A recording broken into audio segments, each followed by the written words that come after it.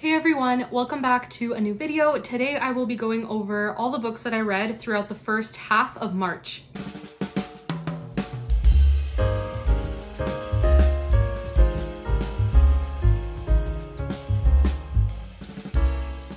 I hope March has been a great month for each of you. Please let me know in the comments what you've been reading and if you've been participating in any of the readathons going on, whether that's middle grade March, March Mystery Madness, whatever else is going on in March. Please let me know what you're reading and what you have been enjoying.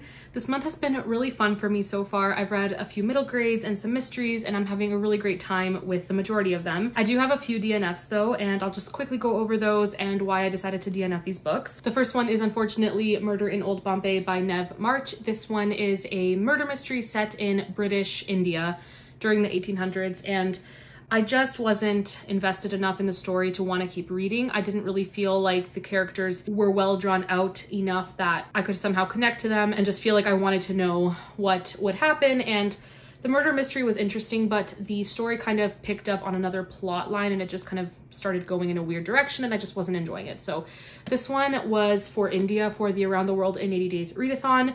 I'm still going to count it, although I did read Around the World in 80 Days as well, and the majority of that book actually takes place in India, so either way, I spent a lot of time in India for this readathon, so even though I didn't finish this, I will still count it. I also ended up DNFing the Singapore pick for the Around the World in 80 Days readathon, unfortunately, and that is the Frangipani Tree Mystery by Ovidia Yu.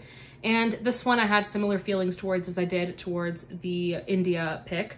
And I just wasn't really captured by the characters and the plot. And while I was trying to read it, I was in such a big middle grade mood and I just wasn't enjoying my time with this.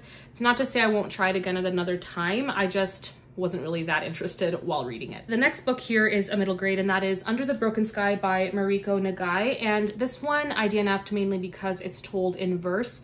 And while I enjoy poetry, I just don't think I liked the way that this novel went about telling a story in verse. I just wasn't the biggest fan. I think for me, I prefer poetry that's very structured, that has a definable pattern, and this one just doesn't. So maybe that's why I didn't enjoy it as much.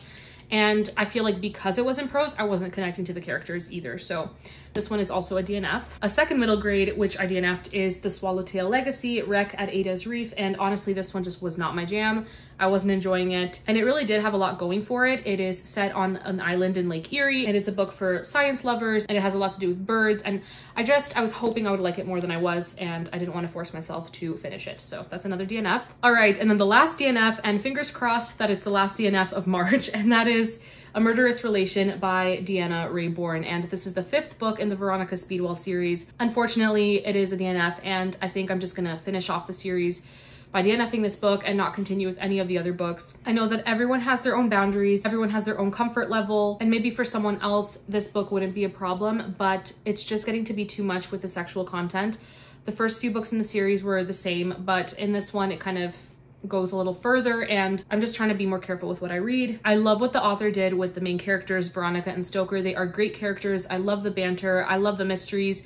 The books are so much fun, but just the level of sexual jokes and regular references to things that are just sexual, it just got to be too much. It doesn't really fit in a Victorian era story, in my opinion. So unfortunately, my journey with Veronica and Stoker is coming to an end, but it's not to say that none of you would enjoy this series. I've just had enough of some of the content. So I really, really hope this is my last DNF of March. All right, so I'll just quickly mention the books that I am currently reading, and then we'll move over to the books that I actually finished in the first half of March.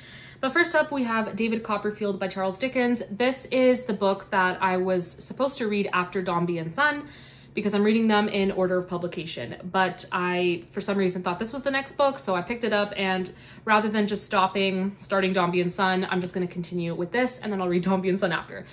But this book, I am about 170 pages through, so just about this far.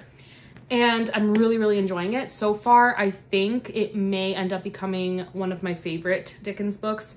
Besides A Christmas Carol, this one is really, really good so far. It seems like Charles Dickens really started to hone in on his writing skills, and he got better at not overwording everything and using as many words as possible to describe something very straightforward. I don't think Dickens is known for being concise, but he seems to do a better job of writing in this story. So really enjoying this book so far and will continue to read it. I probably won't finish it until April or May, but I'm really enjoying my time with it. I'm also a couple chapters into A Quiet Life in the Country by T.E. Kinsey. This is the first book in the Lady Hardcastle mystery series.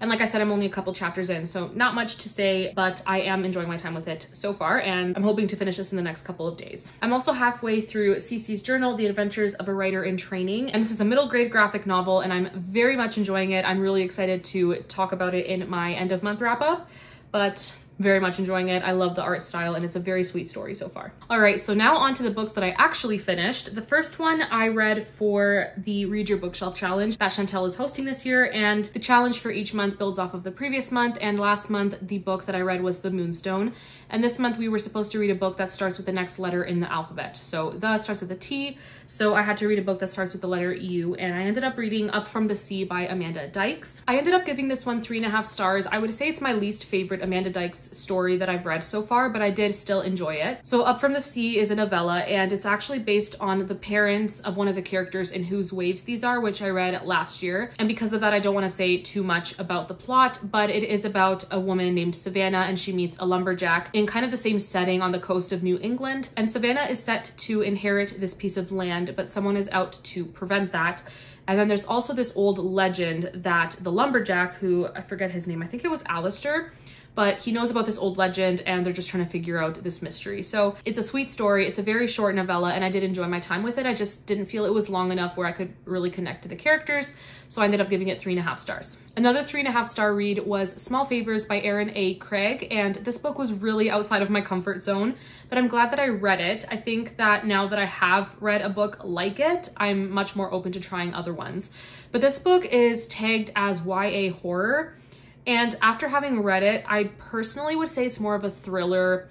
I don't really feel like horror fits it all that much. Maybe if I was a younger teen and I had read it, I would probably view it as horror.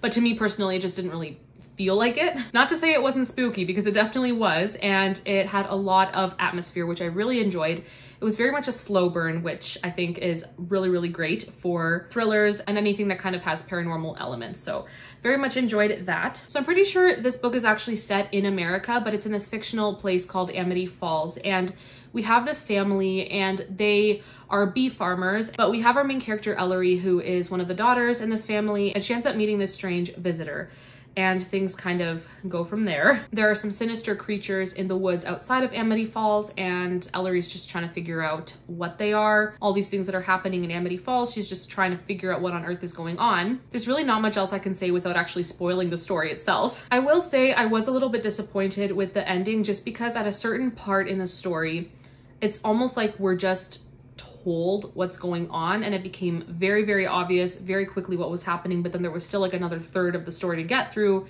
before like this big reveal, which wasn't that surprising, to be completely honest. Certain characters were very obvious in my opinion, but besides that, I did enjoy the majority of the story. Like I said, it was a slow burn, and I really love that. The story just kind of felt more and more claustrophobic and just more unsettling as the plot moved forward. So for that reason, I'm giving it 3.5 stars. I did very much enjoy it. My last 3.5 star read is Sweet Bean Paste by Durian Sukagawa, and this one was very interesting. It's a story about friendship, and it's between 3 very unlikely people. I personally would say go into it without knowing much, other than it has to do with friendship, and it tackles social stigma when it comes to things like disability and people who have criminal records and things like that. And it's a very, very interesting look at those themes. It's written beautifully. It was a sweet story. I just didn't love it. I wasn't wowed necessarily. I think it was just a very simple story, but I did enjoy it. So 3.5 stars. This was also my Japan pick for the Around the World in 80 Days readathon. The rest of these books are either 4, 4.5, or 5 stars. So I'm really excited to talk about them. So we have The Ghost of Midnight Lake by Lucy Strange, and I'm actually gonna put a picture of the alternate cover and title for this story.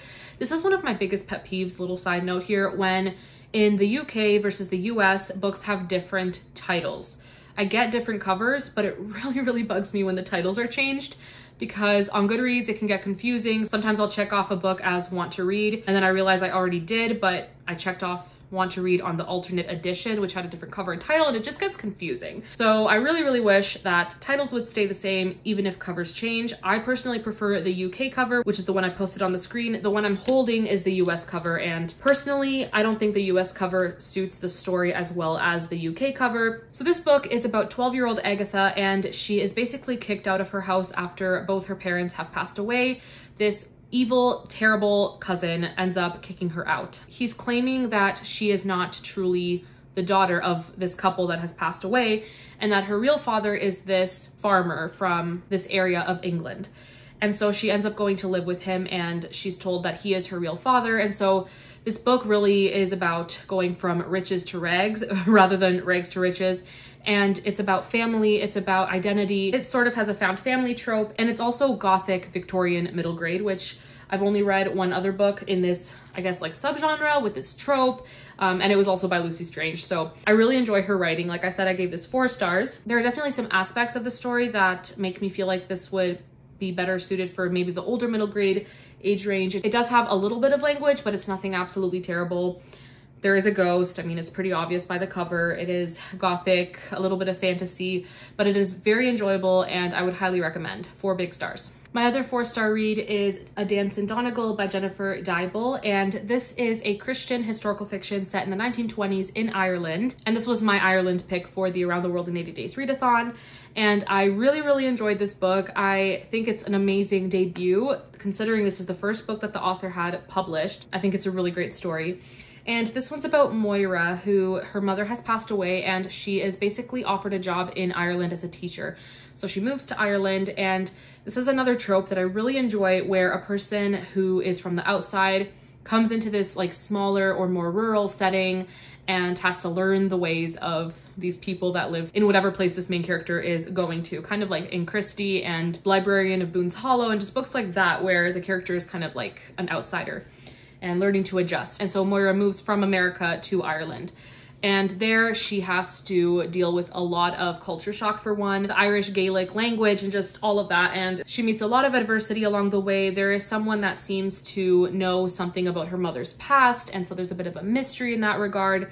She meets a handsome Thatcher. It's kind of a predictable storyline, as a lot of Christian fiction has become, but I personally really enjoyed my time with it. I loved the characters, and I also listened to the audiobook, and the narrator did a pretty good job with the Irish accent. So very much enjoyed the story, 4 stars. All right, my 4.5-star read is Transformed: The Perils of the Frog Prince by Megan Morrison.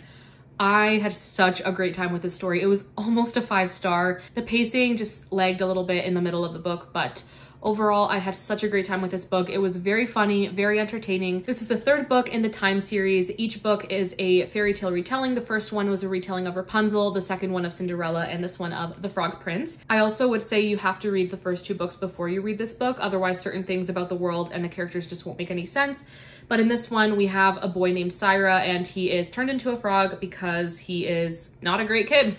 That's basically what the story is about. It's about him coming to realize what it means to be a good person. It seems very simple, but I think the author did a really good job with this theme. And there's this whole plot line surrounding this mysterious illness, and Syra, as a frog, is trying to figure out what's going on. There's some political intrigue, and I just think it's an overall great book. Syra is also reaping the consequences of breaking the heart of this girl that he grew up with, and that's a whole other storyline, and it's just such a great book. Would highly recommend this series. All right, and then I have 2 more books to talk about. Both of them I gave 5 stars to, and this first one here is The Bullet That Missed by Richard Osman.